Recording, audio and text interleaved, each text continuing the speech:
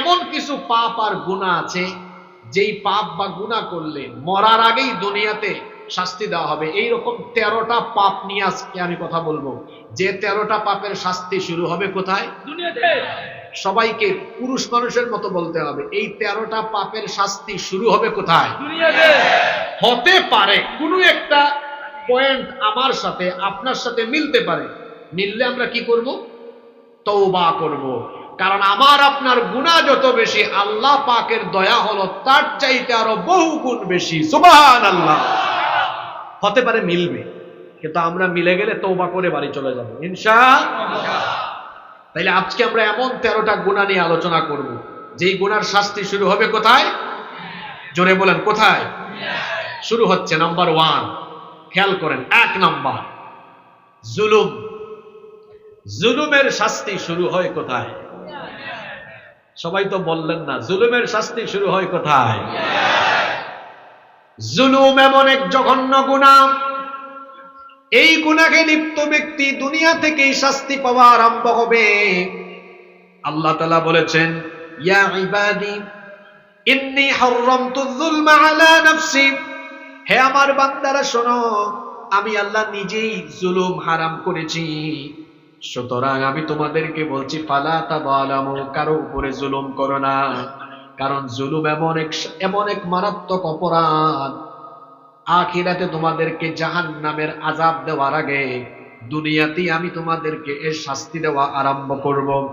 বুখারী এবং মুসলিম শরীফের বর্ণনায় হাদিস এসেছে, আল্লাহর নবী বলেছেন, ইন্নাল্লাহা লা ইউমলি লিয-যালিম, নিশ্চয়ই আল্লাহ জালিমকে অবকাশ দেন, জালিমকে ছাড় দেন।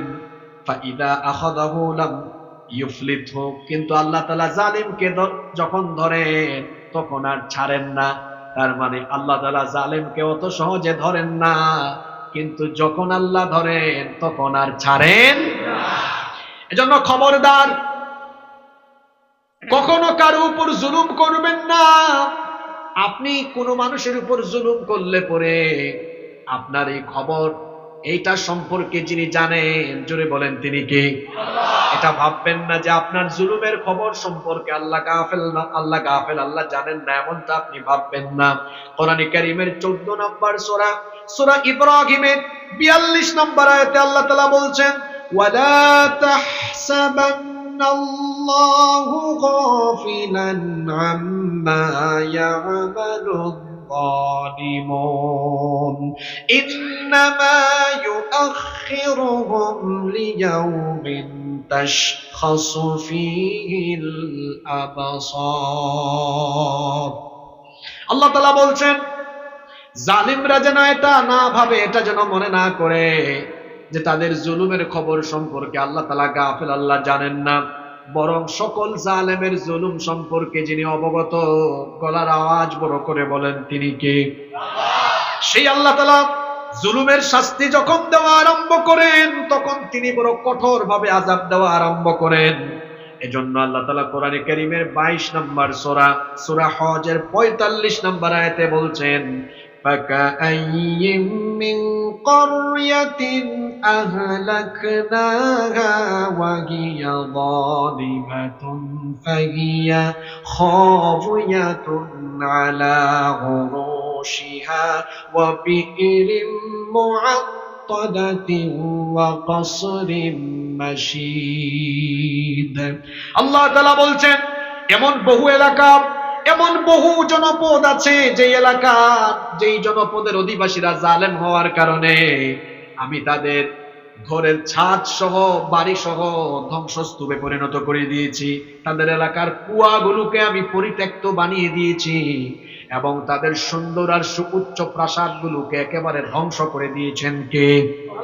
কোরআনে কারীমের 29 নম্বর সূরা, সূরা আনকাবুতের 40 নম্বর আয়াতে আল্লাহ তাআলা বলছেন, ফাকুল্লান আখাযনা বিযামবিহি ফামিনহুম মান আরসালনা আলাইহি হাসিবা ওয়া মিনহুম মান أخذته الصيحة ومنهم من خسفنا به الأرض ومنهم من أغرقنا وما كان الله ليظلمهم ولكن كانوا أنفسهم يظلمون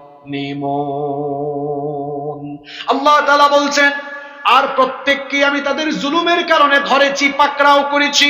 কাউকে কাউকে তাদের জুলুমের কারণে আসমান থেকে পাথর কুচির বৃষ্টি নাজিল করে সমূলে ধ্বংস করে দিয়েছি।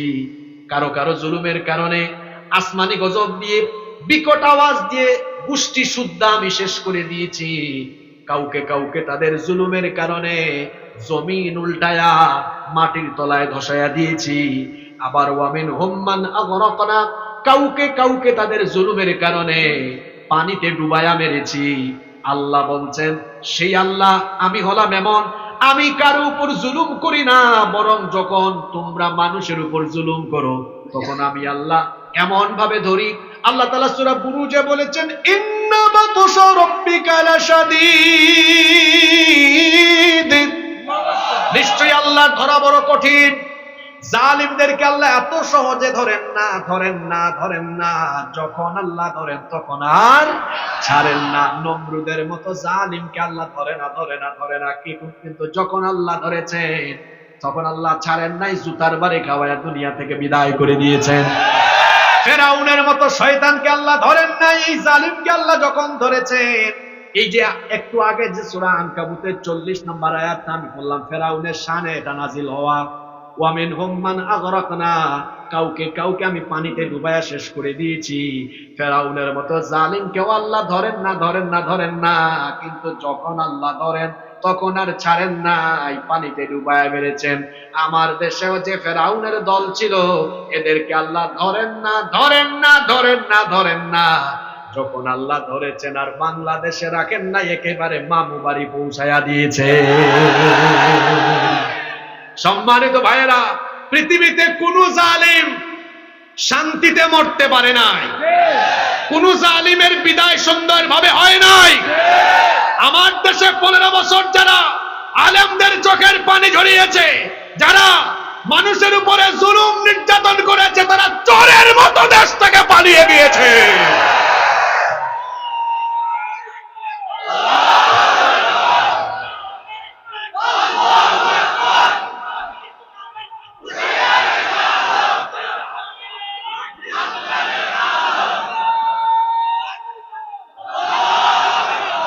সম্মানিত ভাইয়েরা, কি পরিমাণ জুলুম হয়েছে চিন্তা করেছেন? জুলাই আগস্টে কত মায়ের বুক খালি করা হয়েছে, হাজার হাজার মায়ের বুক খালি করা হয়েছে, নিরপরাধ মানুষকে অপরাধী সাজায়া হত্যা করা হয়েছে। এই কোরআনের বাগানের রূপকার যাকে বলা হয়, কোরআনের কিংবদন্তি খাদেম শহীদ আল্লামা সাঈদীকে তারা জেলখানায় চিকিৎসার নামে হত্যা করেছে। যারা শহীদ আল্লামা সাঈদীকে চিকিৎসার নামে খুন করেছে, জুলাই আগস্টে হাজার হাজার মায়ের বুক খালি করেছে, এই খুনিদের কোনো ক্ষমা নাই, কোনো মাফ নাই। ডক্টর ইউনূস সাহেবকে আমরা বলবো, এই দেশের সকল দিক আর বিভাগের সংস্কার হবে পরে, খুনিদের খুনের বিচার করতে হবে আগে।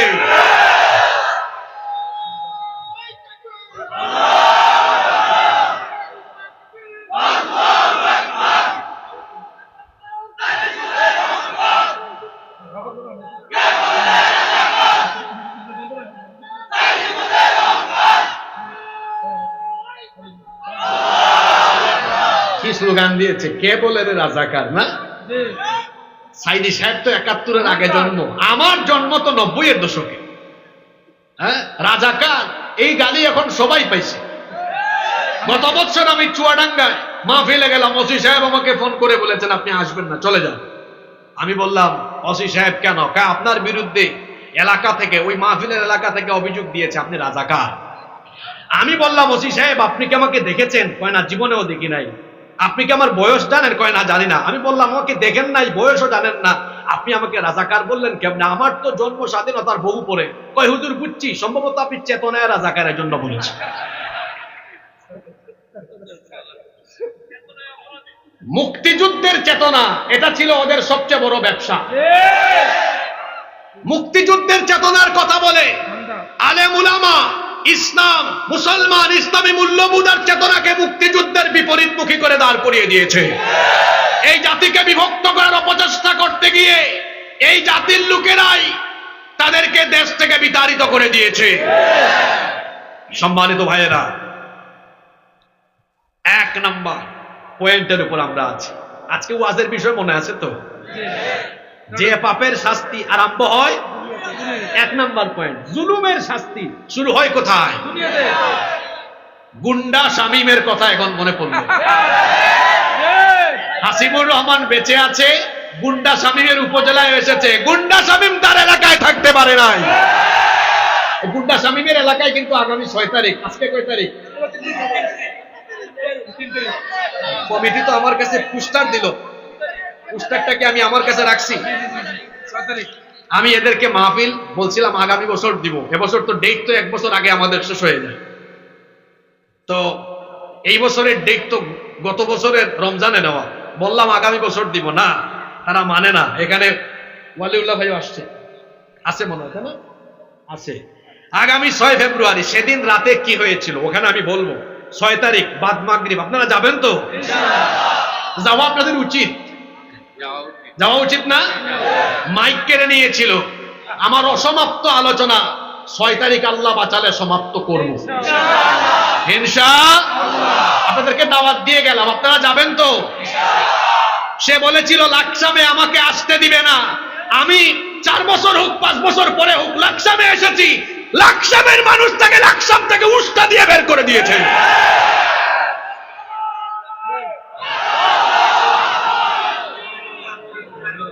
সম্মানিত হয় না, বসেন বসেন, ওনারা বসান। শোনেন শোনেন, আজকে মোট 13টা পয়েন্টে আলোচনা করব। আপনারা প্রথম পয়েন্টে ক্লান্ত হয়ে যাবেন না, নইলে বাকি 12 পয়েন্টে টিকতে পারবেন না। এখনো আসি কয় নাম্বারে? আর আর আর স্লোগান দিয়া এনার্জি লস করে না, বাকিগুলাতে কেমনে দিব?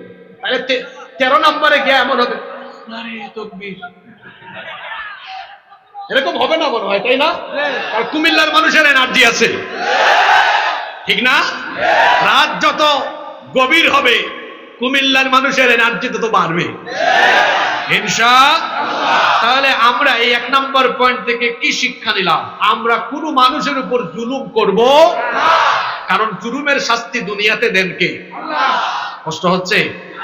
নাম্বার 2 নাম্বার যে গুনাহের শাস্তি আল্লাহ তাআলা মানুষকে দুনিয়ায় দেওয়া আরম্ভ করেন, সেটা হলো মা বাবার সাথে বেয়াদবি, মা বাবার সাথে অবাধ্যতার শাস্তি। এই দুনিয়া থেকেই যিনি দেওয়া শুরু করেন, জোরে বলেন তিনি কে?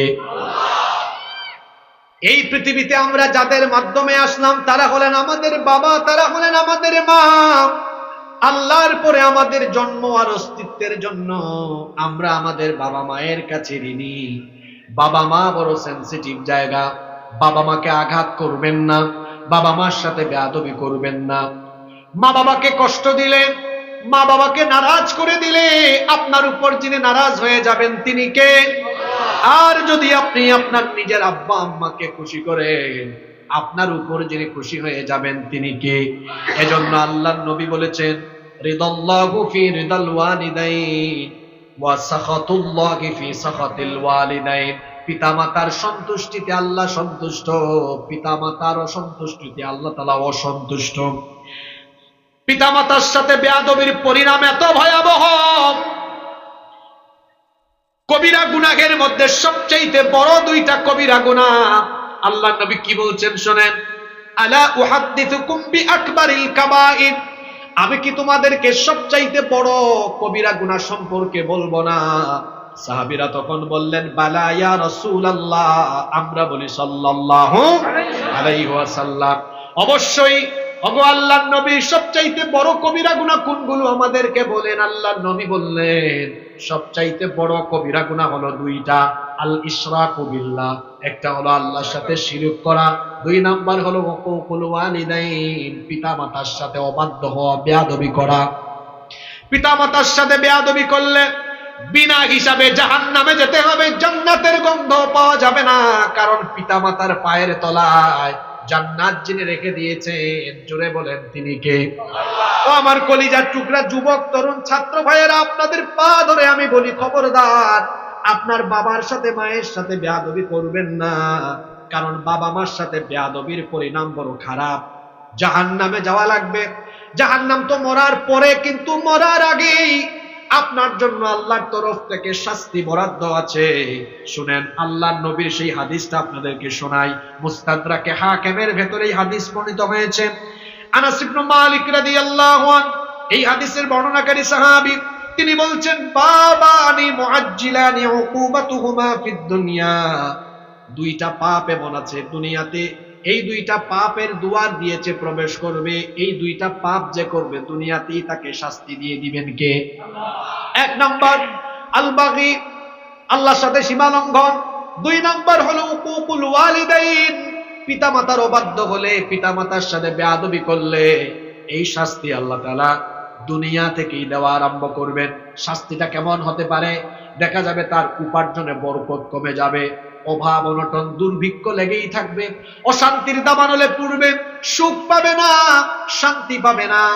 দুনিয়ায় যদি রিজিক চান, সম্মান চান, দুনিয়ায় যদি আপনি সব কিছুতে বরকত চান, তাহলে আব্বা আম্মার খেদমত করেন। কারণ বুখারী এবং মুসলিম শরীফে হাদিস এসেছে, আল্লাহর নবী বলেছেন, মান সাররাহু আইয়ুবসাতা লাহু ফি রিজকিহি আও ইউনসা লাহু ফি আতারিহি ফালইয়াসিল রাহিমাহ ওয়া আ'যামুর রাহিমি আল ওয়ালিদান আকরাবুর রাহিম আল ওয়ালিদান। আল্লাহর নবী বলেছেন, কেউ যদি তার রিজিকের মধ্যে বরকত চায়, কেউ যদি তার হায়াতের মধ্যে, জীবনের মধ্যে বরকত চায়, সেজন্য তার পিতা মাতার খেদমত করে। পিতা মাতার খেদমত করলে, পিতা মাতাকে খুশি করলে, পিতা মাতা বুড়া মানুষ, চিকিৎসা করান, মুখে তুলে খাওয়ান, আদর করেন, ভালোবাসেন, পিতা মাতাকে খুশি করেন, এই দুনিয়াতে আপনার রিজিকের কমতি হবে না, সম্মানের কমতি হবে না, গোটা জীবনটাকে বরকত দিয়ে তিনি ভরে দিবেন, তিনি কে? এক বাবা মা, তাদের তিনটা ছেলে। কয়টা ছেলে? মনোযোগ দিয়ে শুনেন। এই তিন ছেলে একদিন বসেছে, বসার পরে বড় ছেলে বলতেছে, আচ্ছা ভাইরা শোনো, আমরা তো তিন ভাই, আমাদের আব্বা আম্মাকে চলো আমরা ভাগ করে খাওয়াই, আমি 10 দিন, তুমি 10 দিন, তুমি 10 দিন।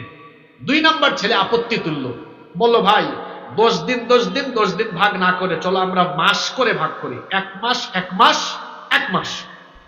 ছোট ছেলে বলতেছে বড় দুই ভাইকে, ভাই আপনারা রাগ কইরেন না, এই 10 দিন আর 1 মাস করে ভাগাভাগি না করে আব্বা আম্মাকে সারা জীবনের জন্য আমার কাছে দিয়ে দেন। বড় দুই ভাই তো খুব খুশি, ভালোই তো হইছে, তাইলে মা বাবাকে খাওয়ানো লাগবে না, দেখাশোনা করা লাগবে না, চিকিৎসা করানো লাগবে না, তাহলে তো আমাদের খরচ বাঁচলো, টাকা বাঁচলো। এই তিনজনের কাহিনী শুনছে আরেকজন, শুনে বলতেছে ছোট ছেলেকে, তুমি তো 1 নাম্বার ব্যাককল। বলতেছে, আমাকে ব্যাককল বলেছেন কেন? কই, তোমার দুই ভাইকে দায়িত্ব না দিয়ে সব দায়িত্ব মা বাবার তুমি নিলে, এখন তো তোমার পয়সা খরচ বেশি হবে, তোমার সংসারে টাকা বেশি ব্যয় হবে, তোমার লস হইল না? ছোট ছেলে বলতেছে, আমি ব্যাককল না, আপনি ব্যাককল, আমার দুই ভাই ব্যাককল। কারণ আমার বাবা মাকে আমি খাওয়ালে, তাদের দেখাশোনা আমি করলে, আমার বাবা মা আমাকে দোয়া না দিলেও যদি খালি একটা হাসি মারে, মুচকি হাসি, আল্লাহ আমার উপর এত খুশি হবেন, দুনিয়ার সব ধন সম্পদ আল্লাহ আমার পায়ের তলায় ফেলাইয়া দিবেন। সুবহানাল্লাহ। আমি যদি আমার মা বাপকে খাওয়াই, আমি যদি মা বাবার খেদমত করি, মা বাপকে খুশি করি, সম্পদের অভাব আমার হবে না। মা বাবার জন্য খরচ করব 10 টাকা, বিনিময়ে আল্লাহ দিবেন কোটি কোটি টাকা। সুবহানাল্লাহ। তাহলে কি বুঝলেন যুবক ভাইয়েরা? বুদ্ধিমানের কাজ হলো মা বাপকে দূরে রাখা না কাছে রাখা? জোরে বলেন, দূরে রাখা না কাছে রাখা? আপনার আব্বা আম্মা অসুস্থ, চিকিৎসা করা, আপনার বাবা মা বলবে, বাবারে এত টাকা খরচের দরকার নাই, কুমিল্লায় নিস না। আপনি বলবেন, কিসের কুমিল্লা? আপনাকে ঢাকা নিয়ে যাব, শরীরে যতক্ষণ রক্ত থাকবে ততক্ষণ আমি আপনাকে কষ্ট করে চিকিৎসা করাবো। আল্লাহু আকবার। পৃথিবীর সবচেয়ে দামি নিয়ামত মা বাবা। পৃথিবীর সবচেয়ে দামি নিয়ামত কি? মা বাবা। এই মা বাবাকে কেউ যদি আঘাত করে, কষ্ট দেয়, দুঃখ দেয়, তার তো পরকালে তার জন্য জাহান্নাম, নিশ্চিত জাহান্নাম। কিন্তু এই শাস্তি দুনিয়ায় পাবে। শুনে রাখুন, লাকসামের মানুষ মা বাবার সাথে বেয়াদবি করলে না খাইয়া মরা লাগবে, অভাবে অনটনে দুর্ভিক্ষে আপনি থাকবেন, বউয়ের সাথে শান্তিতে সংসার করতে পারবেন না, আপনার জীবনে অশান্তি থাকবে, ব্যবসায় লস, রাজনীতিতে ধস, যেখানে যাবেন লাঞ্ছিত হবেন, অপদস্থ হবেন, মা বাপকে খুশি করবেন, সারা জীবন আল্লাহ আপনাকে সুখী শান্তিতে রেখে দিবেন। সুবহানাল্লাহ। তাহলে বলেন, 2 নাম্বার যে পাপ, যেটার শাস্তি দুনিয়া থেকে দেওয়া শুরু হয়, সেটা হলো কাদের সাথে বেয়াদবি করা। আমাকে যুবক ভাইরা কথা দেন, আপনারা কথা দেন তো, আব্বা আম্মার সাথে বেয়াদবি করবেন না খেদমত করবেন? কারা কারা রাজি আছেন একটু আল্লাহকে দেখেন। মাশাআল্লাহ, আল্লাহ সবাইকে কবুল করেন। কষ্ট হচ্ছে নাকি? 3 নাম্বার গুনাহ, যেই পাপে লিপ্ত হলে পরে দুনিয়া থেকে গজব শুরু হয়, সেটা হলো আল্লাহর নিয়ামত ভোগ করার পরে আল্লাহর সাথে নাফরমানি করা। আল্লাহর নিয়ামত ভোগ করার পরে সেই নিয়ামতের নাশুকরি, সেই নিয়ামতের নাশুকরি করলে পরে আল্লাহ গজব দেন। আমাদের চারপাশে যা আছে এই সকল নিয়ামত আমাদেরকে দিয়েছেন কে? আস্তে বলবেন না, জোরে বলেন কে? কোরআনে কারীমের 16 নম্বর সূরা সূরাতুন নাহালের 53 নম্বর আয়াতে আল্লাহ বলছেন, ওয়ামা বিকুম মিন নি'মাতিন ফামিনাল্লাহ। তোমাদের কাছে যত নিয়ামত আছে এগুলো সব আল্লাহর নিয়ামত, সকল নিয়ামত তিনি দিয়েছেন, এই নিয়ামত তোমরা ভোগ করো, অসুবিধা নাই। মনে রাখবেন, এই দুনিয়াতে আল্লাহ যা কিছু বানিয়েছেন সব বানিয়েছেন আল্লাহ মানুষের জন্য। সুবহানাল্লাহ। দুনিয়ার সব কিছু বানিয়েছেন আল্লাহ মানুষের জন্য, আর মানুষকে বানিয়েছেন আল্লাহ তার গোলামের জন্য। কথাটা মনে রাখবেন, দুনিয়াতে আল্লাহ তাআলা যা কিছু বানিয়েছেন, গাছপালা, উদ্ভিদ, প্রাণী, পশু, সাগর, নদী, খাল, বিল, আসমান জমিনে যা আছে সবকিছু আল্লাহ কাদের জন্য বানিয়েছেন? মানুষের জন্য। আর মানুষকে বানিয়েছেন আল্লাহ কার গোলামের জন্য? আল্লাহ বলছেন, নিয়ামতগুলো আমি তোমাদের জন্যই বানিয়েছি, এই নিয়ামত তোমরা খাও, ভোগ করো, অসুবিধা নাই। কিন্তু নিয়ামত পাওয়ার পরে যদি তোমরা শুকরিয়া করো কি হবে, আর যদি অকৃতজ্ঞ হও তাহলে কি হবে শোনো। লা ইন শাকারতুম লা আযীদান্নাকুম ওয়া লা ইন কাফারতুম ইন্না আযাবি লাশাদীদ। কোরআনে কারীমের 14 নম্বর সূরা, সূরা ইব্রাহিমের 7 নম্বর আয়াত, আল্লাহ তাআলা বলছেন, আমার নিয়ামতের যদি শুকরগুজারি করো আমি এই নিয়ামত আরো বহু গুণে বাড়িয়ে দেব, আর যদি অকৃতজ্ঞ হও তাহলে আল্লাহর শাস্তি সহজ না কঠিন? আস্তে বলবেন না, জোরে বলেন, সহজ না কঠিন? এই যে আপনার এত সুন্দর বাড়ি, এই যে আপনার এত সম্পদ, এই সম্পদের আসল মালিক কিন্তু আপনি নন, এটা আপনাকে দয়া করে দিয়েছেন কে? আল্লাহ। এটা পাওয়ার পরে বেশি বেশি আল্লাহর শুকরিয়া করেন, আল্লাহ তাআলার শুকরিয়া আদায় করেন। কারুনের কথা আমরা সবাই জানি, কারুনকে আল্লাহ সম্পদশালী বানিয়েছেন, কিন্তু নাফরমানির কারণে, নাশুকরির কারণে কারুনকে তার সম্পদ সহ ধ্বংস করে দিয়েছেন কে? আল্লাহ তাআলা কারুনের কথা কোরআনে কারীমের 28 নম্বর সূরা, সূরা কাসাসের 76 নম্বর আয়াত থেকে বলছেন। শুনেন কারুনের ঘটনাটা শুনেন, আল্লাহ বলছেন, ইন্না কারুনা কানা মিন কওমি মূসা ফাবাগা আলাইহিম ওয়া আতাইনাহু মিনাল কুনুজি মা ইন্না মাফাতিহাহু লাতানূহু বিল উসবাতি উলিল কুওয়া ইয ক্বালা লাহু কওমুহু লা তাফরাহ ইন্নাল্লাহা লা ইউহিব্বুল ফারিহিন। আল্লাহ তাআলা বলছেন, নিশ্চয়ই কারুন মুসা নবীর কওমের অন্তর্ভুক্ত ছিল, সে আল্লাহর সাথে বিদ্রোহ করেছিল। ওয়া আতাইনাহু মিনাল কুনুজি মা ইন্না মাফাতিহাহু লাতানূউ বিল উসবাতি উলিল কুওয়া। আল্লাহ বলছেন, এই কারুনকে আমি এত ধন ভান্ডার, এত সম্পদ দিয়েছিলাম যে তার সম্পদ, তার ধন ভান্ডারের চাবি বহন করার জন্য শক্তিশালী একদল মানুষ লাগতো। আল্লাহু আকবার। এই কারুনকে তার সম্প্রদায়ের লোকেরা বলেছিল, ওয়াবতাগি ফীমা আতাকাল্লাহু আদ-দারুল আখিরাহ ওয়া লা তানসা নাসীবাকা মিনাদ দুনিয়া ওয়া আহসিন কামা আহসানাল্লাহু ইলাইক ওয়া লা তাবগিল ফাসাদা ফিল আরদি ইন্নাল্লাহা লা ইউহিব্বুল মুফসিদিন।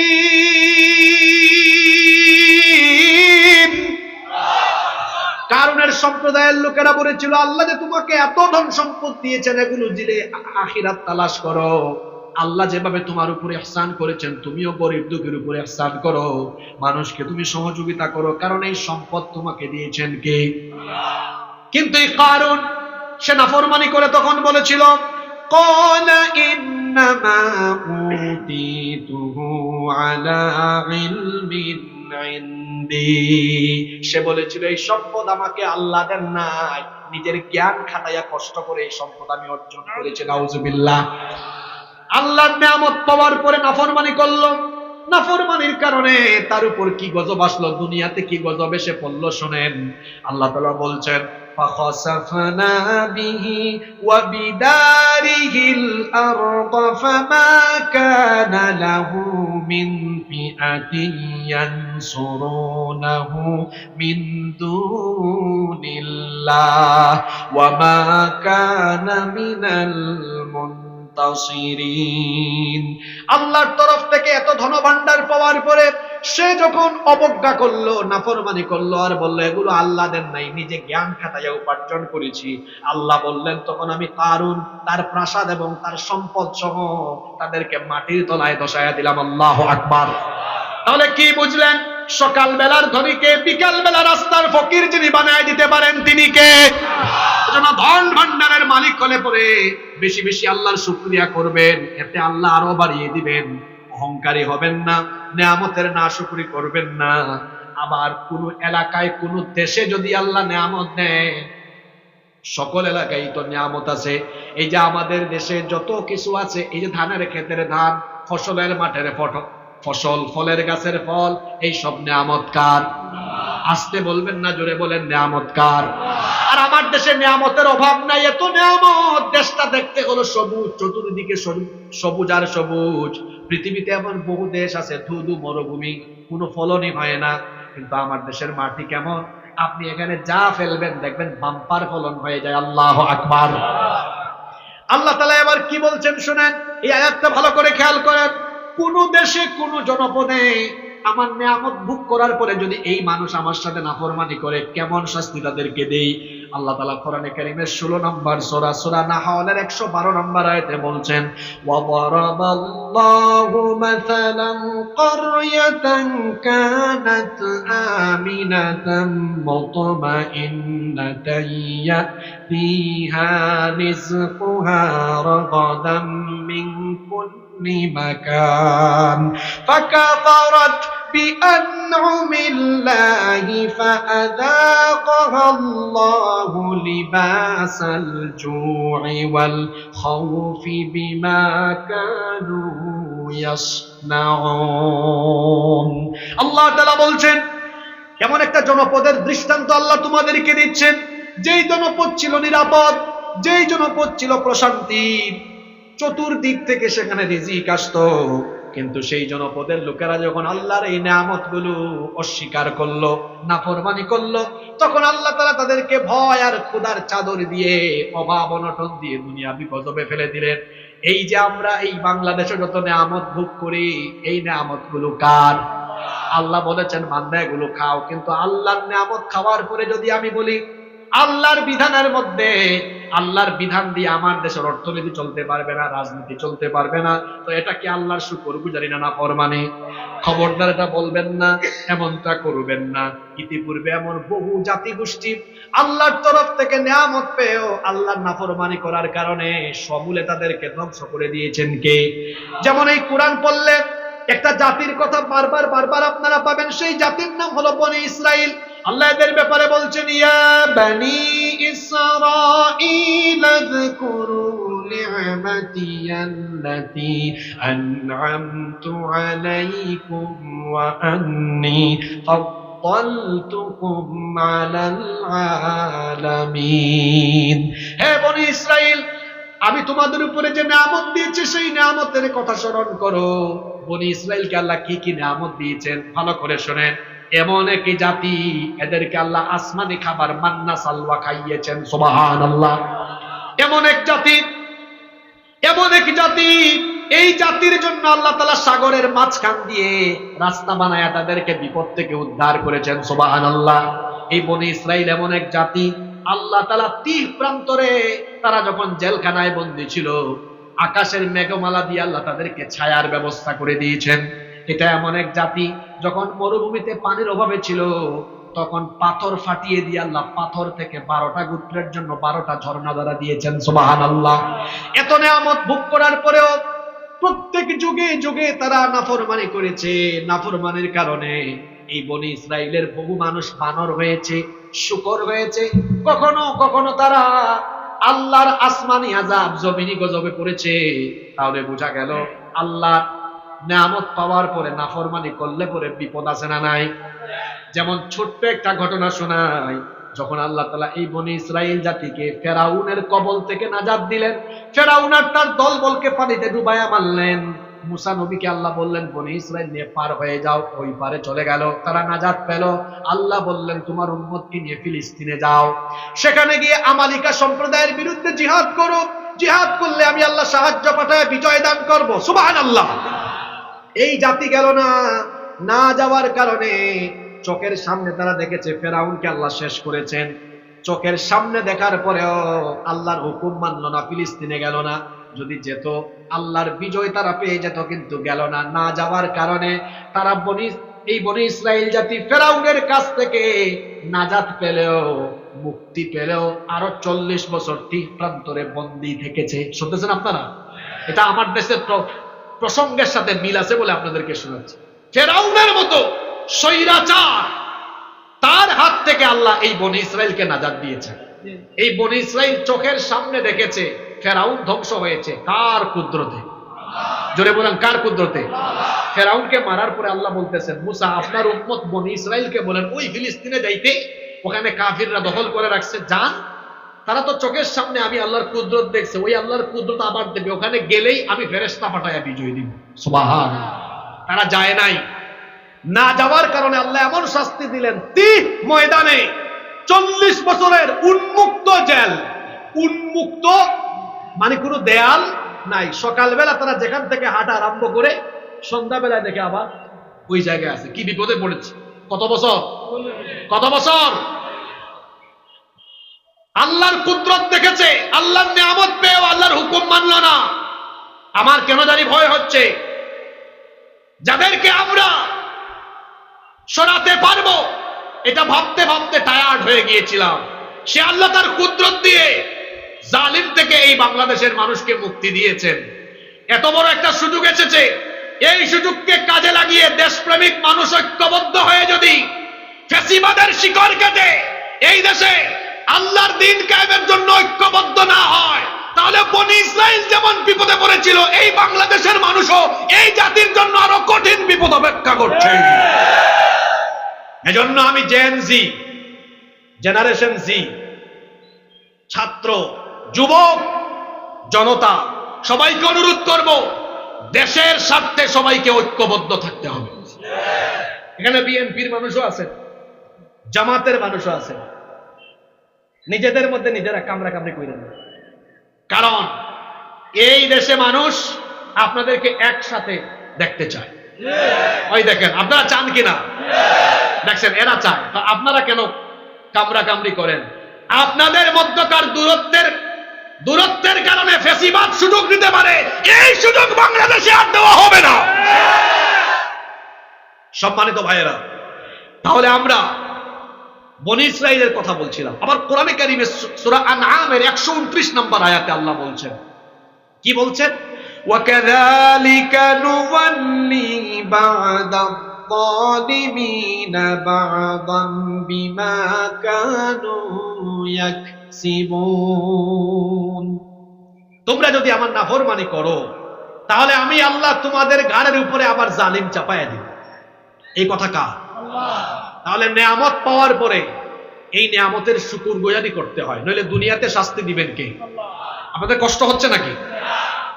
নাম্বার 4 নাম্বার, কোন মুসলমানের মান ইজ্জত নষ্ট করলে পরে এই শাস্তি দুনিয়াতে আরম্ভ হয়। আপনি কোন মুসলমানের মান ইজ্জত নষ্ট করার চেষ্টা করবেন, আল্লাহ আপনাকেও দুনিয়াতে বেইজ্জত করে ছাড়বে। দেখেন, কথা তো একটা বলাই লাগে। এই দেশের নিরপরাধ আলেমুল আমাদেরকে অপরাধী বানায়া জেলখানায় ঢুকাইয়া, জেলখানা থেকে তারপরে রশি লাগাইয়া, ডান্ডা বেরি লাগাইয়া আদালত চত্বরে তোলা হতো কি হতো না? তারপরে অনেকে আছে এটা দেখে হাসাহাসি করত। আপনি নিরপরাধ মানুষকে বেইজ্জত করেছেন, আল্লাহ ছেড়ে দেন নাই। যারা হাসাহাসি করেছে তাদেরকেও বেইজ্জত বানায়া আল্লাহ শাস্তি দিয়েছে। আমার দেশে এক বিচারপতি ছিল, সে খুব গর্ব করত, নিরপরাধ মানুষকে অপরাধী বানানোর নাটক কইরা তারা খুব হাসাহাসি করত। ও পালাইতেছিল আমার বাড়ি তো সিলেট দিয়ে। আমার সিলেটের মানুষ কিন্তু খুব অতিথি পরায়ণ, খুব ভালো মেহমানদারি করেছে। আমি আর এই ভদ্র সমাজে কেমনে মেহমানদারি করছে বললাম না, কারণ এটা আপনারা জানেন না, আরো আছে। বললাম এটা ভদ্র সমাজে বলা যাবে না, বললাম না, আমি নিজেরা বুঝে নেন। আপনি হাসাহাসি করবেন, আপনি কারো মান সম্মান নিয়ে টানাটানি করবেন। ওই যে আমার দেশে ভাতের হোটেলের এক মালিক ছিল, কত হুজুরের চরিত্র হননের চেষ্টা করেছে। এটা ভদ্র সমাজ, এখানে বললাম না, মানুষও তাকে বেইজ্জত বানায় দিয়েছে। আমি আর নিচের দিকে নামলাম না, নিজেরা আপনারা বুঝে নেন। আপনি কাউকে অপমান করবেন, আল্লাহ আপনাকে অপমান করবেন। আমরা কি পয়েন্টে আছি না বাইরে চলে গেছি? আজকের ওয়াজ এগুলো সমাজের সাথে, দেশের সাথে মিলবে, কারণ আজকে বিষয়ই ধরছি আসমানের নিচের আর জমিনের উপরে। যে পাপের শাস্তি শুরু হয় কোথায়? দুনিয়ায়। তো এগুলো তো দুনিয়ার সাথে মিলবে, স্বাভাবিক ব্যাপার। আল্লাহর নবীর হাদিস শুনেন, আন ইবনে উমর রাদিয়াল্লাহু আনহুমা قال, আব্দুল্লাহ ইবনে উমর রাদিয়াল্লাহু আনহুমা হাদিসের বর্ণনাকারী সাহাবী, তিনি বলছেন, সাইদা রাসূলুল্লাহ, আমরা বলি সাল্লাল্লাহু আলাইহি ওয়াসাল্লাম, আল মিম্বারা ফানাদা বিসাউতির রাফি'। আব্দুল্লাহ ইবনে উমর রাদিয়াল্লাহু আনহুমা হাদিসের বর্ণনাকারী সাহাবী, তিনি বলছেন, আল্লাহর রাসূল মিম্বরের মধ্যে আরোহণ করলেন, তারপরে কণ্ঠটাকে বড় করে উঁচা করে তিনি বক্তব্য দিলেন। তিনি বললেন, ইয়া মা'শারা মান ক্বাদ আসলামা বিলিসানিহি, হে ওই সকল লোকেরা যারা মুখ দিয়ে ইসলামের ঘোষণা দিয়েছো, ঈমানের ঘোষণা দিয়েছো, ওয়ালাম ইউফদিল ঈমানু ইলা কলবিহি, কিন্তু যাদের অন্তরে ঈমানকে এখনো বদ্ধমূল করতে পারো না, ভালো করে শোনো, লা তু'দুল মুসলিমিন, কোন মুসলমানকে কষ্ট দিও না, ওয়ালা তুআইয়িরুহুম, কোন মুসলমানকে লজ্জা শরমে ফেলে দিও না, ওয়ালা তাত্তাবিউ আওরাতিহিম, কোন মুসলমানের দোষ ত্রুটি অন্বেষণে লেগে যেও না। মান তাত্তাবা আওরাতান আখিহি, মান তাত্তাবা আওরাতা আখিহিল মুসলিমি তাত্তাবা আল্লাহু আওরাতাহু, ওয়া মান তাত্তাবা আল্লাহু আওরাতাহু ইয়াফদাহু ওয়ালাউ ফি জাওফি রাহলি। আল্লাহর নবী বলেছেন, যে ব্যক্তি কোনো মুসলমানের গোপন দোষ ত্রুটিগুলো তালাশ করে, আল্লাহ তাআলা ওই ব্যক্তির দোষ ত্রুটিগুলো মানুষের সামনে প্রকাশ করে দিবেন। আর আল্লাহ যখন কোনো ব্যক্তির দোষ ত্রুটি প্রকাশ করে দিবেন, ওই ব্যক্তি উটের হাওদার ভেতরে গিয়ে লুকালেও তাকে বেইজ্জত করে ছাড়বেন কে? এজন্য খবরদার, কোন মানুষকে বেইজ্জত করার আগে মনে রাখবেন, আল্লাহর নবী বলেছেন, কোন মানুষকে অপমান করলে আল্লাহ দায়িত্ব নেবেন আপনাকে অপমান করার, আর আল্লাহ যাকে অপমান করার দায়িত্ব নেবেন তাকে কেউ রক্ষা করতে পারবে। আপনি বরং কোন মানুষের দুষ্টুটি দেখলে পরে গোপন রাখেন, এই অভ্যাস আমাদের ভেতরে নাই। কারণ আমাদের প্রত্যেকটা গ্রামে গ্রামে গ্রাম্য পার্লামেন্ট আছে। গ্রাম্য পার্লামেন্ট কোথায়? যেখানেই টমের দোকান সেখানেই গ্রাম্য পার্লামেন্ট আছে। চায়ের কাপে চুমুক লাগাবে আর মানুষের দুষ্টুটি বর্ণনা করবে। মনে রাখবেন, আল্লাহ নবী বলেছেন, যে ব্যক্তি মানুষের দুষ্টুটি বর্ণনা করবে, আল্লাহ ওই ব্যক্তির দুষ্টুটি মানুষের সামনে ফাঁস করে দিবেন, আল্লাহ ওই ব্যক্তিকে বেইজ্জত করে ছাড়বেন। আর আপনি যদি তার বিপরীত কাজটা করেন, কোন মানুষের ভুল ত্রুটি দেখেছেন, মানুষের সামনে বললেন না, একাকী তাকে সংশোধনের উদ্দেশ্যে হিসাব দিলেন, মানুষের সামনে বললেন না, তাহলে কি হবে শুনুন। আল্লাহর নবী বলেছেন, লা ইয়াসতুরু আবদুন আবদান ফিদ দুনিয়া ইল্লা সাতারাহুল্লাহু ইয়াউমাল কিয়ামা। মুসলিম শরীফের হাদিস, আল্লাহর নবী বলেছেন, যে ব্যক্তি কোনো মুসলমানের দোষ ত্রুটি গোপন করবে, আল্লাহ তাআলা ওই ব্যক্তির দোষ ত্রুটি কিয়ামতের দিন গোপন করে তাকে জান্নাত দিয়ে দিবেন। একজন মানুষের ভুল দেখছেন, দোষ ত্রুটি দেখেছেন, মানুষের সামনে বলবেন না, তাকে লজ্জা দিবেন না, একাকিত্বে বলেন, আপনি কারো দোষ ত্রুটি গোপন রেখেছেন? আপনি গুনাহ করছেন না, ভুল করছেন না? আল্লাহ কিয়ামতের দিন এগুলা গোপন রেখা বলবেন দৌড় মার, জান্নাতে ঢোক। সুবহানাল্লাহ। এই গুণে আমরা গুণান্বিত হতে পারবো তো? আমরা কারো দোষ ত্রুটি দেখলে বলে বেড়াবো না, ছিদ্রান্বেষণ করবো না, কারণ এই ছিদ্রান্বেষণের শাস্তি শুরু হয় কোথায়? জোরে বলেন কোথায়? আপনাদের কষ্ট হচ্ছে? সাংঘাতিক পয়েন্ট গুলো আমি শেষের দিকে রাখছি। মনোযোগ আছে তো? লম্বা সময় কথা হবে না, কিন্তু মনোযোগই থাকেন আপনার। মনোযোগ আছে সবার? 5 নাম্বার, যে পাপের শাস্তি দুনিয়াতে আরম্ভ হবে, আল্লাহর নবী বলছেন আত্মীয়তার সম্পর্ক ছিন্নকারী ওই ব্যক্তি দুনিয়াতে শাস্তি পাবে। আমাদের সমাজে অনেক মানুষ আছে আত্মীয় স্বজনের কোনো খবরই নেয় না। একটু টাকাওয়ালা পয়সাওয়ালা হয়েছে, কুমিল্লা শহরে থাকে, ঢাকায় থাকে, আত্মীয় স্বজনের খবর নেয় না। আত্মীয় স্বজনের মধ্যে অনেক গরিব থাকে, অসহায় থাকে, খোঁজ খবর নেয় না, ফোন দিলে ফোন রিসিভ করে না, আত্মীয় স্বজনের খোঁজ খবর রাখে না। আল্লাহর নবী বলেছেন আত্মীয়তার সম্পর্ক ছিন্নকারী ব্যক্তির সাথে সম্পর্ক সরাসরি ছিন্ন করে দেন কে? ওই ব্যক্তি জান্নাতের গন্ধ পাবে না। আল্লাহর নবী আরো বলেছেন মা মিন যামবিন আহরা আন ইউআজ্জিলাল্লাহু লিসাহিবিহিল উকুবাতা ফিদ দুনিয়া মা মা ইয়াদখিরু লাহু ফিল আখিরাতি মিন কাতিআতির রাহম ওয়াল বাগি। আল্লাহর নবী বলেছেন, কারেন্ট চলে গেছে,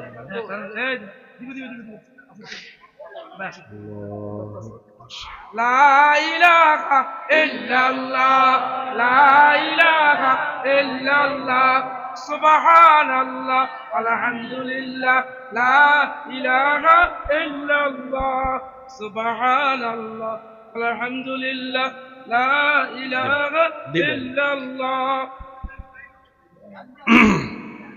আচ্ছা আসবে, কেউ দাঁড়াবেন না, কেউ দাঁড়াবেন না প্লিজ।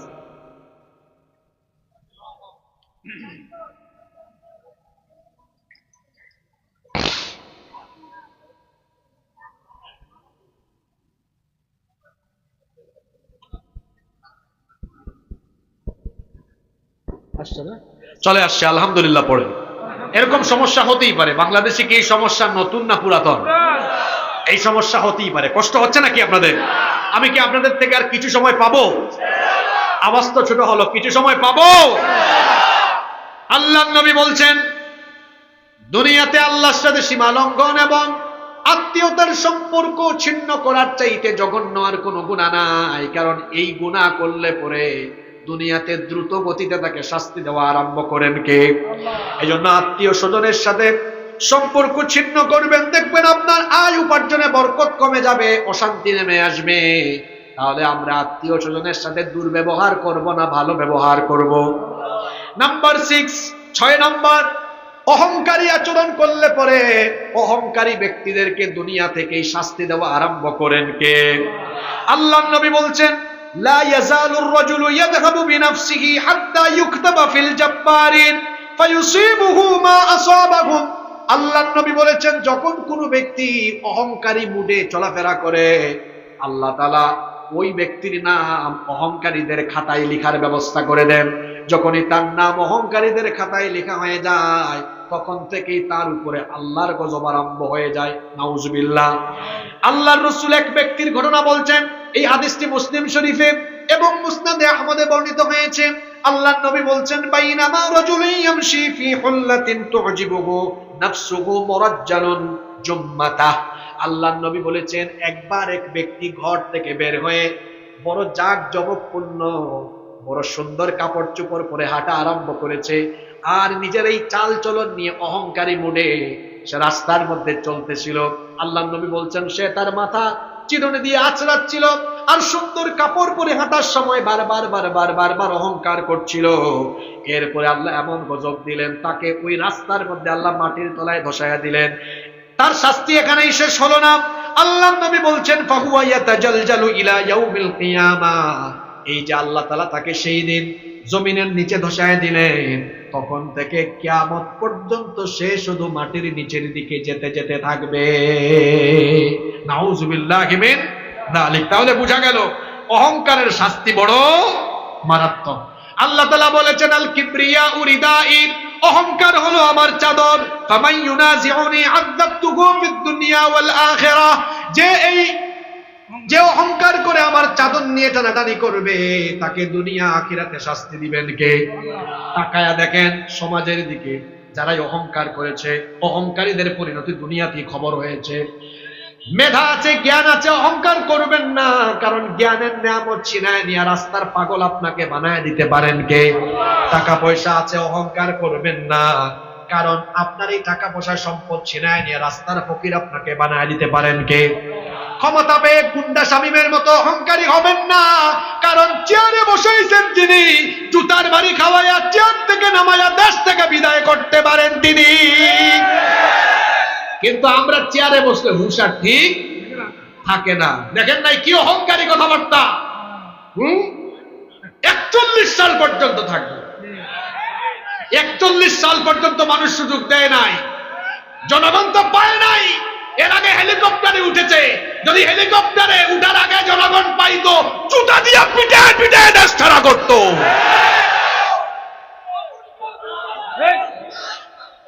সম্মানিত ভাইয়েরা, অহংকার, ওই যে মানুষ বলে না, গ্রাম্য একটা স্লোগান আছে তো, অহংকার পতনের মূল। আমি গত পরশুদিন হঠাৎ করে ফেসবুকে একটা ভিডিও আসতো সামনে, পার্লামেন্টের বক্তব্য, হয়তো আপনারা এটা শুনেছেন, যে এখন পর্যন্ত এই বাংলাদেশে কেউ তৈরি হয়নি যারা আমাদেরকে নামাতে পারে। এটা কি ভালো কথা না অহংকারী কথা? কারবার কি করছে, এই যে এখানে যারা আছে ওনাদেরকে তো একদম জেলখানে ঢুকে রাখতো, আওয়াজ করতে দিত না, ঠিক না? এরপর আল্লাহ কি করছে, ওই ছোট ছোট ছেলেদের কি দেয়, একদম কাম ছাড়াই দিচ্ছে। আল্লাহু আকবার। এই ছোট ছোট ছেলেরা কি সাহস নিয়ে নেমেছে, একটা ছেলের হাতে কিছুই নাই, কিছুই নাই, কিন্তু ছিল বুক ভরা সাহস। তাদের বুকের মধ্যে সাহস দিয়েছেন কে? দেখেন নাই তাদের রক্ষী বাহিনীরা বলতো, স্যার কি করতাম বলেন, একটারে মারলে আরো 4টা দাঁড়িয়ে যায়। আল্লাহু আকবার। এই দেশের যুবকেরা দেশকে ভালোবাসে, এদেশের যুবকরা ইসলামকে ভালোবাসে, আলেমদেরকে ভালোবাসে। সুতরাং এই যুব সমাজের মন মানসিকতার বিপরীতে গেলে বাংলাদেশে কেন জায়গা হবে না? যুবকরা হলো নদীর স্রোতের মতো। যুবকরা কিসের মতো? নদীর স্রোতের মতো। আচ্ছা, স্রোতের সামনে যা থাকে এটা কি থাকবে না ভেসে যাবে? স্রোতের সামনে যা আসে তা যেমন ভেসে যায়, ঠিক তেমনি যুবকদের গণজোয়ারের সামনে যা আসবে টিকে থাকতে পারবে। বেশি কষ্ট দিয়ে ফেলতেছে নাকি আপনাদেরকে? এটা 7টা বলে ফেলছি, বাকি 6টা আছে, হয়তো আমরা আর 20 মিনিটের মতো সময় নিব। কষ্ট হচ্ছে আপনাদের? থাকতে পারবেন তো? নাম্বার 8 নাম্বার, যে পাপের শাস্তি দুনিয়াতে আরম্ভ হবে, সুদ আর ঘুষ। এই অন্যায়, এই পাপের সাথে যারা যুক্ত হবে এদের শাস্তি দুনিয়াতে দেওয়া যিনি আরম্ভ করবেন, জোরে বলেন তিনি কে? আমার দেশে, আমার সমাজে সুদ আছে না নাই? সুদ এত বড় মারাত্মক গুনাহ। লাআনা রাসূলুল্লাহ সাল্লাল্লাহু আলাইহি ওয়াসাল্লাম আকিলার রিবা ওয়া মুকিলাহু ওয়া কাতিবাহু ওয়া শাহিদাইহি। আল্লাহর নবী বলেছেন, যে ব্যক্তি সুদ দেয়, যে ব্যক্তি সুদ নেয়, যে ব্যক্তি সুদ লিখে রাখে এবং যে ব্যক্তি সুদের সাক্ষী হয়, সকলের উপরে লানত করেছেন মুহাম্মাদুর রাসূলুল্লাহ। আমরা বলি সাল্লাল্লাহু আলাইহি ওয়াসাল্লাম। আবার আল্লাহ তাআলা সূরা বাকারার 276 নম্বর আয়াতে বলেছেন, ইয়ামহাকুল্লাহুর রিবা ওয়া ইউরবিস সাদাকাত ওয়াল্লাহু লা ইউহিব্বু কুল্লা কাফফারিন আথীম। আল্লাহু আকবার। আল্লাহ সুদকে নিশ্চিহ্ন করেন আর সাদকাকে আল্লাহ বাড়িয়ে দেন। তার মানে হলো, যে ব্যক্তি সুদের সাথে সম্পৃক্ত সে মনে করে আমি সুদের কারবার করে ধনী হয়ে যাচ্ছি। আল্লাহ বলতেছেন, না, তোমার ধারণা ভুল। তুমি সুদি কারবার করে যতই কামাও না কেন, সম্পদের বরকত উঠায় নিবেন কে? তার মানে এটা দুনিয়াবি গজব। এই ব্যক্তি কোনোদিনও সুখ শান্তি পাবে। আবার ঠিক আপনি ভাবে ঘুষখোর যারা আছে, ঘুষ খাইলেও পরে সম্পদে বরকত হবে না। লাআনা রাসূলুল্লাহ সাল্লাল্লাহু আলাইহি ওয়াসাল্লাম আর-রাশি ওয়াল মুরতাশি। যারা ঘুষ দেয় এবং ঘুষ নেয় এদেরকে লানত করেছেন মুহাম্মদ। আমরা বলি সাল্লাল্লাহু। আমার দেশে ঘুষ আছে না নাই? আর সবচেয়ে বেশি ঘুষ চলে উপরের মহলে। কোন মহলে? এদের পেট ভরে না। এই জন্য আমি বলি, আমার দেশে চোর হলো 2 প্রকার। একটা হলো অভাবের চোর, আর একটা হলো স্বভাবের চোর। চুর কয় জাত? জোরে বলেন কয় জাত? একটা অভাবের, আর একটা এক লোকের ঘরে খাবার দাবার নাই, যাচ্ছে নরপাটি নিয়ে, পাইছে এখানে সবজির ক্ষেত, ডানে বামে তাকায় দেখে কেউ নাই, রাতের অন্ধকারে কাম করছে, এই যে নিয়ে চলে গেছে, এটা স্বভাবের না অভাবের চোর? এটা অভাবের চোর। কিসের চোর? ওর ঘরে খাবার নাই, অভাবের কারণে চুরি করেছে। সচিব, ডিসি, এসপি বড় বড় টেবিলে চেয়ারে বসে আছে, সরকারি বাড়ি, সরকারি কোয়ার্টার, সরকারি গাড়ি, সরকারি বাড়ি, সরকারি বেতনে চলাফেরা করে, তাও এই চোরে পেট ভরে না। কোনো ফাইল নিয়ে গেলে ঘুষ ছাড়া কাজ করে না, কলমের খুঁচাই দুর্নীতি আর চুরি। আপনি কি ওইটাকে অভাবের চোর বলবেন না স্বভাবের চোর বলবেন? বাংলাদেশে অভাবের চোর বেশি না স্বভাবের চোর বেশি? ছাত্র জনতাকে বলবো, বিপ্লব এটা আধা বিপ্লব হয়েছে, চূড়ান্ত বিপ্লব এখনো হয়নি। এই স্বভাবের চোরদেরকে ওই চেয়ার থেকে সরাই দিয়া আল্লাহ ওয়ালাদেরকে ওই চেয়ারে বসাতে পারলে বিপ্লব সার্থক হবে।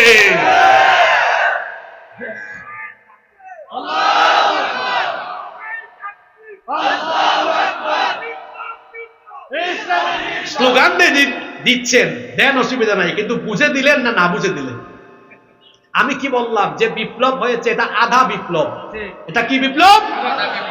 আধা বিপ্লব, অর্ধেক, হাফ। এখনো আপনি গিয়ে দেখেন চরিত্র আগের মতোই আছে। ওই যে বললাম অভাবের চোর আর স্বভাবের চোর। আমার দেশে কোন চোর বেশি? আমি কথাটা কি বললাম? স্বভাবের চোরদেরকে ওই জায়গা থেকে সরাইয়া দিয়া কুরআনওয়ালা লোকদেরকে ওই চেয়ারগুলোতে বসাতে পারলে এই দেশ বদলে যাবে। আমরা সেখানে কুরআনওয়ালা লোকদেরকে বসাতে চাই কি চাই না? ওইটা করতে হবে। সম্মানিত ভাইয়েরা, কষ্ট হচ্ছে? 8টা গেল। নাম্বার 9 নাম্বার, মাদক এবং জুয়া, এগুলোতে আসক্ত হবে যারা, দুনিয়াতে আল্লাহর গজবে পড়বে তারা। মাদকাসক্ত লোকদের চেহারায় গজব থাকে, দেখবেন চেহারাটা দেখলে চোরের মতো লাগে, গাল ভাঙ্গা হাড্ডির চিপার ভিতরে ঢুকে গিয়েছে। তারপরে জুয়া করে যারা, আমার দেশে জুয়া আছে না নাই? বিপিএল এর খেলা হয় ঢাকায়, আর জুয়ার বাজি হয় কুমিল্লায়। আইপিএল এর খেলা হয় ইন্ডিয়ায়, জুয়ার বাজি হয় বাংলাদেশে, আছে না নাই? অনলাইন জুয়া চলছে, অনলাইনে এখন যুবকেরা জুয়া খেলে। খবরদার মাদক আর জুয়ার সাথে লিপ্ত হবেন না। এই দুইটা গুনার সাথে লিপ্ত হলে চেহারা সুরত শেষ হবে, আপনার স্বভাব চরিত্র নষ্ট হবে, দুনিয়াতে আপনার মান ইজ্জত থাকবে না, সবকিছু থেকে বরকত উঠায় নেবেন কে? তারপরে 10 নাম্বার হলো কাসবুল হারাম। হারাম পথে, বৈধ পথে, অন্যায় পথে টাকা পয়সা উপার্জন করলে পরে শাস্তি দুনিয়াতেই দেওয়া আরম্ভ করবেন কে? মনে রাখবেন, হারামের মধ্যে কোনো আরাম পাওয়া যায় না। আল্লাহর নবী কি বলছেন? আল্লাহর নবীর হাদিসটা শুনেন, ইন্নাহা দাল মালা খাদিরাতুন হুলওয়া। আল্লাহর নবী বলেছেন, নিশ্চয়ই দুনিয়ার মাল সম্পদ হলো সুমিষ্ট, চাকচিক্যময়, আকর্ষণীয়। ফামান আখাযাহু বিহাক্কিহি ওয়া ওয়াদাহু ফি হাক্কিহি ফানিমাল মাউনাতু হুয়া। যে ব্যক্তি বৈধ পথে, সৎ পথে এটা উপার্জন করবে, আল্লাহ ওই ব্যক্তির উপর নিয়ামত দিবেন, বরকত দিবেন। সুবহানাল্লাহ। ওয়া মান আখাযাহু বিগাইরি হাক্কিহি কানা আল্লাযী ইয়াকুলু ওয়া লা ইয়াশবা। আর যে ব্যক্তি অবৈধ পথে তা উপার্জন করবে, ওই ব্যক্তির পেট ভরবে না। ওই ব্যক্তির উদাহরণ নবীজি দিয়েছেন ওই ব্যক্তির মতো যে ব্যক্তি খাবার খায় কিন্তু পেট ভরে না। হারাম পথে উপার্জন করলে পরে মাথার মধ্যে এমন এক চিন্তা ঢুকবে, নেশা হয়ে যাবে, খাইতে খাইতে খাইতে খাইতে খাদকের দলের পেট আর ভরে না।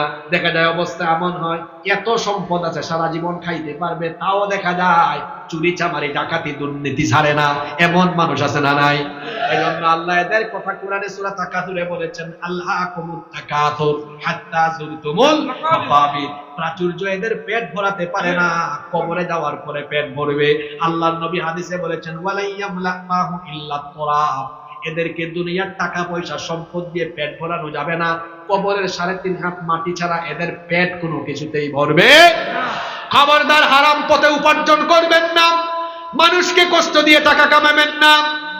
হারাম পথে যে পয়সা অর্জন করা হয় সেখানে আরাম থাকে না।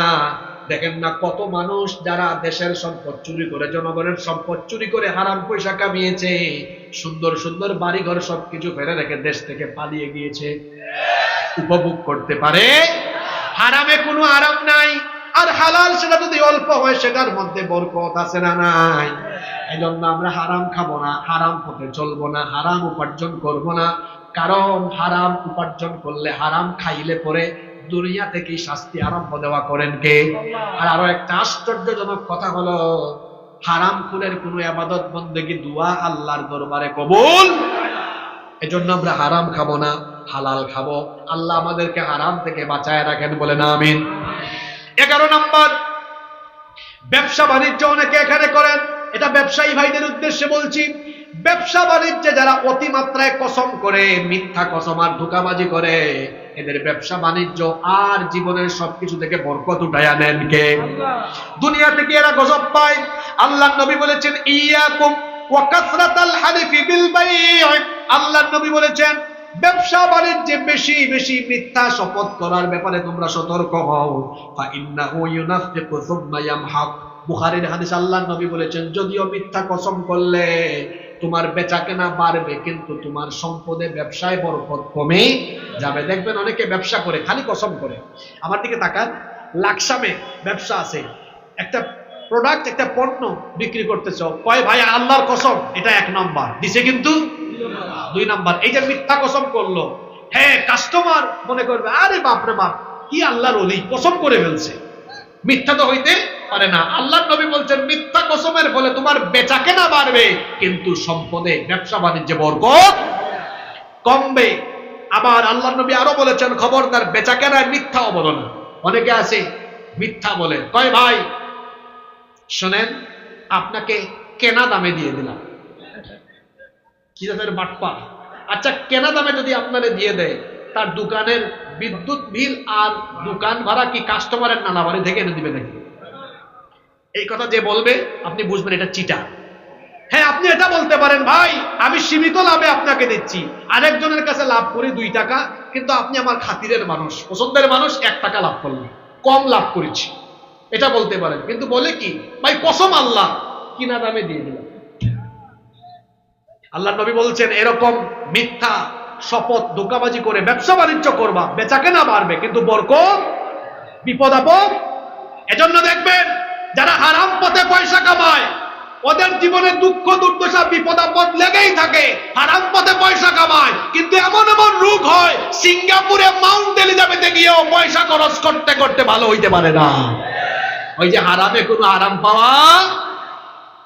12 নম্বর, যাকাত যাদের উপর ফরজ, যাকাত যদি দেওয়া না হয় আসমানে গজব আসবে। আল্লাহর নবী বলেছেন, লাম ইয়ামনাউ যাকাতা আমওয়ালিহিম ইল্লা মুনিউল কাতরা মিনাস সামাই ওয়ালাউলাল বাহাইম লাম ইউমতারু।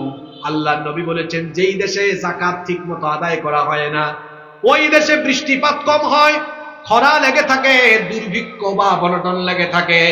তাহলে বোঝা গেল, যাকাত ফরজ হওয়ার পরে যারা যাকাত দিবে না, এদের উপর আসমানি গজব আসবে। কার তরফ থেকে?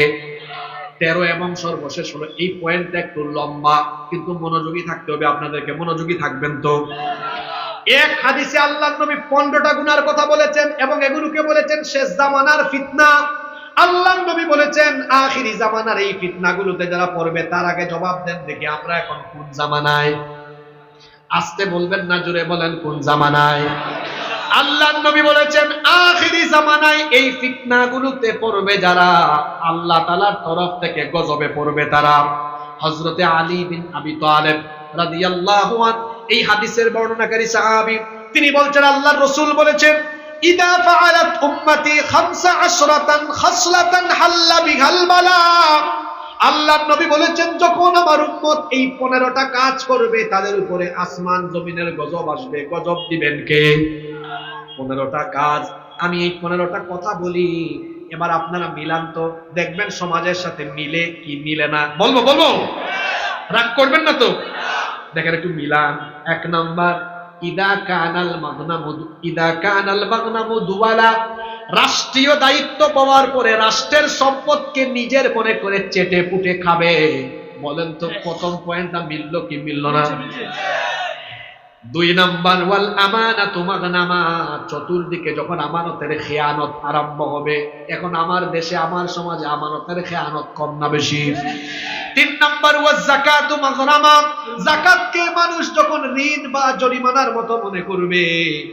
চার নাম্বার হলো ওয়া তুআল্লিমা লিগাইরিদ দ্বীন, দিন বিবর্জিত শিক্ষা ব্যবস্থা যখন চালু হবে, আমার শিক্ষা ব্যবস্থায় কি দ্বীনি শিক্ষা আছে নাকি? পাঁচ নাম্বার ওয়া আতাআর রাজুলু যাওজাতাহু ওয়া আক্কা উম্মাহু, কোন ব্যক্তি যখন বউয়ের আনুগত্য করবে আর তার মায়ের সাথে বেয়াদবি করবে। ছয় নাম্বার ওয়া বাররা সাদিকাহু ওয়া জাফা আবাহু, বন্ধু বান্ধবদের সাথে ভালো আচরণ করবে কিন্তু বাপের সাথে বেয়াদবি করবে। সাত নাম্বার ওয়ারতাফাতিল আসওয়াতু ফিল মাসাজিদ, মসজিদগুলোতে পাপী তাপীদের ফাসিকদের গলার আওয়াজ বড় হয়ে যাবে। ইমাম সাহেবের গলার আওয়াজের চাইতে সুদপুর চাঁদাবাজ টেন্ডারবাজ সভাপতি সেক্রেটারির গলার আওয়াজ বড় হবে। আট নাম্বার ওয়াসাদাল কবিলাতা ফাসিকুহুম, ফাসিক লোকেরা বিভিন্ন গোত্রের বিভিন্ন গ্রামের মাতব্বরি করবে। দেখবেন অনেক ফাসিক ফুজ্জার এলাকার চিহ্নিত টেন্ডারবাজ চাঁদাবাজ এলাকার মাতব্বরি করে। নয় নাম্বার ওয়াকানা যাঈমুল কওমি আরযালাকুম, নিকৃষ্ট চরিত্রের লোকেরা যখন নেতা হয়ে যাবে ওই ফারুকীর মতো। এই দেশে কি ভালো মানুষের এত অভাব আছে নাকি যে আপনি নাটক ফাটকের লোককে ধরে আনবেন? আল্লাহর নবী বলছেন, আপনার কি আমার কথা রাগ করলেন নাকি? আমি তো আল্লাহর নবীর হাদিস পড়ছি, ওয়াকানা যাঈমুল কওমি আরযালাকুম, নিকৃষ্ট চরিত্রের লোকেরা যখন নেতা হবে। আমার দেশে উপদেষ্টা পদ, এটা তো বাংলাদেশে বড় একটা পদ। ফারুকী কি উৎকৃষ্ট না নিকৃষ্ট? এরা অশ্লীলতা বেহায়াপনা চলে, এই জন্য তো আমি বললাম নিকৃষ্ট চরিত্রের লোকেরা যখন নেতা হবে। 10 নাম্বার ওয়া উকরিমার রাজুলু মাখাফাতা শাররিহি, ভয়ে যখন মানুষ মানুষকে সম্মান করবে। ওই যে আমার দেশে ওই হুজুরের মতো জান্নাতের সার্টিফিকেট দিয়েছে, এরকম কিছু হুজুরও আছে না নাই? জালেমের জিলাপি বিরিয়ানি যে আলেমের গলা দিয়ে নামে, ওই আলেমের জবান থেকে কোনোদিন হক কথা বের হবে না। আল্লাহর নবী বলেছেন এইভাবে ভয়ে পড়ে যারা মানুষকে সম্মান করবে। 11 নাম্বার শুরিবাতিল খুমুর, মাদককে যখন হালাল মনে করবে। ওয়ালু বিসাল হারির, 12 নাম্বার হলো রেশমি পোশাককে জায়েজ মনে করবে। 13 নাম্বার ওয়াত্তুখিদাতিল কাইনাত, গায়ক গায়িকা নায়ক নায়িকা নর্তকীদেরকে যখন লোকেরা গ্রহণ করবে, এদের পিছনে পিছনে ঘুরবে। 14 নাম্বার ওয়াল মাআজিব, যখন বাদ্যযন্ত্র মিউজিকের পেছনে মানুষ ছুটবে। 15 নাম্বার ওয়ালাআনা আখিরু হাদিহিল উম্মতি আউওয়ালাহা, যখন পূর্ববর্তীদেরকে পরবর্তীরা লানত করা আরম্ভ করবে। যে 15টা গুনার কথা বললাম, আপনাদের সমাজে দেশে এখন এগুলো আছে না নাই? আল্লাহর রাসূল বলছেন এই গুনাহে যখন মানুষ লিপ্ত হবে তখন কি হবে শোনো। ফালিয়ারতাকিবু ইনদা যালিকা রিহান হামরাউ আও খাসফান ওয়া মাসখান ওয়া কাদফান, সেই সকল দেশে তখন চেহারার বিকৃতি, ঘন ঘন ভূমিকম্প এবং আগুন দাবানলের গজব আসবে। কিছুদিন আগে দেখেছেন আমেরিকার লস অ্যাঞ্জেলেসে, আমেরিকার হলিউড শহরে দাবানলে সব পুড়ে ছাই হয়ে গিয়েছে। কেন পুড়বে না বলেন? যতগুলো 15টা যে গুনার কথা বলা হয়েছে, এই 15টা গুনাহ ওই দেশে আছে বলে দাবানল জ্বলে উঠেছে। আপনার দেশেও আসবে যদি এগুলো বন্ধ না হয়। যদি এগুলো বন্ধ না হয়, মোট 13টা পাপের কথা এখানে বলে গেলাম, 13টা পয়েন্ট। শেষ পয়েন্টটা ছিল শেষ জামানার কিছু ফিতনার কথা। এই 13টা পাপ, এগুলোর শাস্তি আখিরাতে আছে না নাই? আরম্ভ হবে কোথায়? আপনারা বলবেন হুজুর এখন আমাদেরকে একটা প্রেসক্রিপশন দেন, আমরা অনেকে আব্বা আম্মার সাথে বেয়াদবি করছি, অনেকে হারাম খেয়ে ফেলছি, বা যে কোনো পয়েন্ট মিলে গেছে, এখন আমরা কি এখান থেকে ফিরে আসার কোনো উপায় নাই? জোরে বলেন আছে না নাই? অবশ্যই আছে, অবশ্যই আছে। আপনার জন্য টেনশনের কোনো কারণ নাই। কেন আপনি হতাশ হবেন? এই যে এখন কিছুক্ষণ পরে আমরা মোনাজাত করব, হতে পারে এই মোনাজাত এর মাধ্যমে আপনার পিছনের সব গুনাহ মাফ হয়ে যেতে। কারণ চোখের পানির এত দাম, চোখের পানির এত দাম। আটলান্টিক মহাসাগর, প্রশান্ত মহাসাগর, পৃথিবীর সব সাগর আর মহাসাগরের পানি দিয়ে জাহান্নামের আগুন নেভানো যায় না। পৃথিবীর সকল সাগর মহাসাগরের পানি দিয়ে আমল নামায় যে গুনাহ লেখা আছে এগুলা সাফ করা যায়? কিন্তু 2 ফোঁটা চোখের পানি, অনুশোচনার 2 ফোঁটা চোখের পানির এত দাম, যখন আপনি 2 ফোঁটা চোখের পানি আজকে তওবার মাধ্যমে ছাড়বেন, আপনার আমলনামায় যত গুনাহ লেখা হয়েছিল সব গুনাহ আল্লাহ চোখের পানি দিয়ে ধুয়ে মুছে সাফ করে দিবে।